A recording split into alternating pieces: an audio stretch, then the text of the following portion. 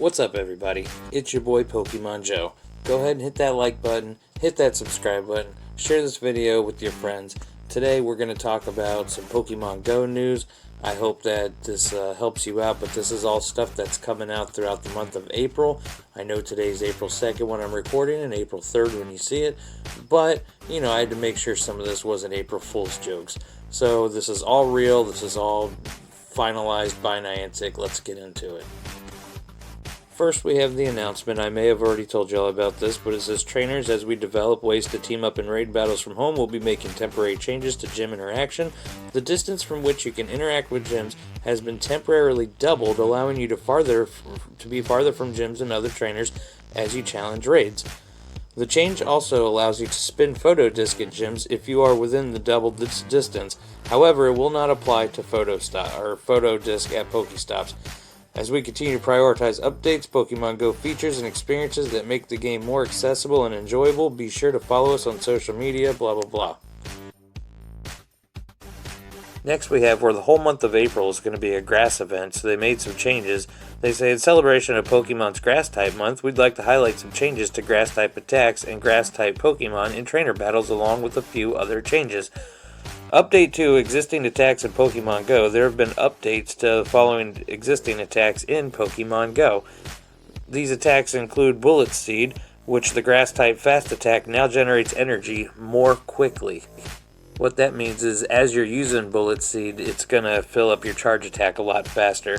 Energy Ball, this grass-type charged attack now reaches full charge more quickly and has a chance of lowering the opponent's defense by one stage, so it charges faster and it lowers your opponent's defense. Leaf Tornado, the grass-type charge attack, now has a chance of decreasing your opponent's attack by 2 stages. Ancient Power, the damage that this rock-type charge attack deals has been decreased in trainer battles. And Silver Wind, the damage that this bug-type charge attack deals has been decreased as well. Ominous Wind, the damage that this ghost-type charge attack deals has been decreased in trainer battles. It also reaches full charge less quickly, so it's not as OP as it was before. These changes will make Ancient Power, Silver Wind, and Ominous Wind more strategically similar to other moves that affect stats but with a higher risk for the higher reward offered by these moves. Now there's new Pokemon that can learn new moves, so Blossom can now learn Bullet Seed, and you can combo it with Leaf Blade to make Blossom a powerful grass leader. Jumpluff's learning Aerial Ace, so now it's got, fast Bullet Seed allows Jumpluff to charge attacks more quickly. Ludicolo gets Energy Ball. This attack reaches full charge faster than Solar Beam, giving the carefree Pokemon access to a different grass-type charge attack to use with different playstyles. Energy Ball could pair well with Bubble or one of Ludicolo's fast attacks. Now, that's a lot of different options available to you, but believe it or not, there's actually more. We also, as you can see, we're also getting Bullet Seed for Cradily. Sunshine form Cherim is getting Fire-type Weather Ball, and Tangrowth Rock Slide, because Tangrowth is already such a beast to deal with Kyogre and Groudon up in Master League, which is coming up next. Your Tangrowth is now going to learn Rock Slide, so it can combat those opponents, because right now Groudon and Kyogre are OP, so let's go ahead and get into some other information.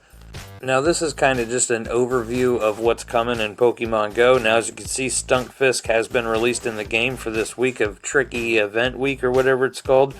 And you can see at the bottom what Stunfisk looks like. Shiny Krogunk and Shiny Toxicroak are released in the game. Apom and Krogunk are going to be happening in Ghost Snapshot photo bombings, which can do 5 times a day.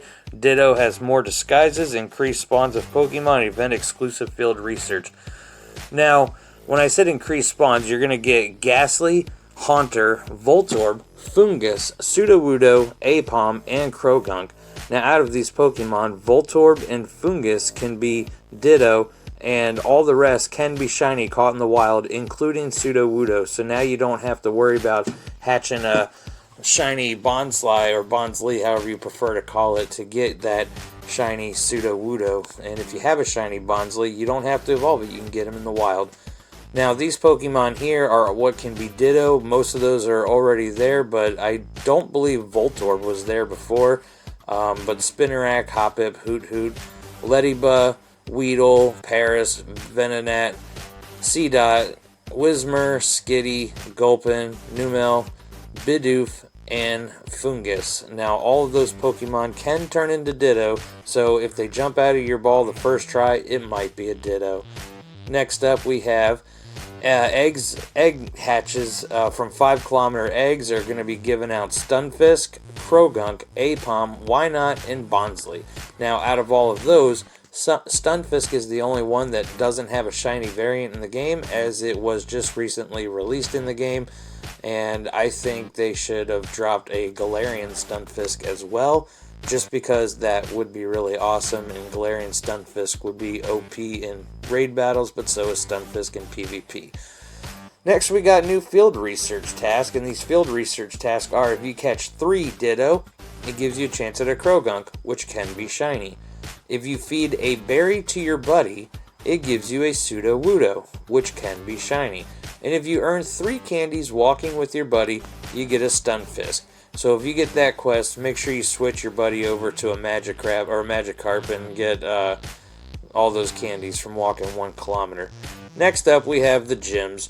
Our current gym raid bosses in Tier 1 is going to be Wobbuffet, Krogunk, Timber, I keep wanting to say Girder, and Clink. And then in the Tier 2, we have Sudowoodo, Misdrevious, Sneasel, Sableye, Mawile.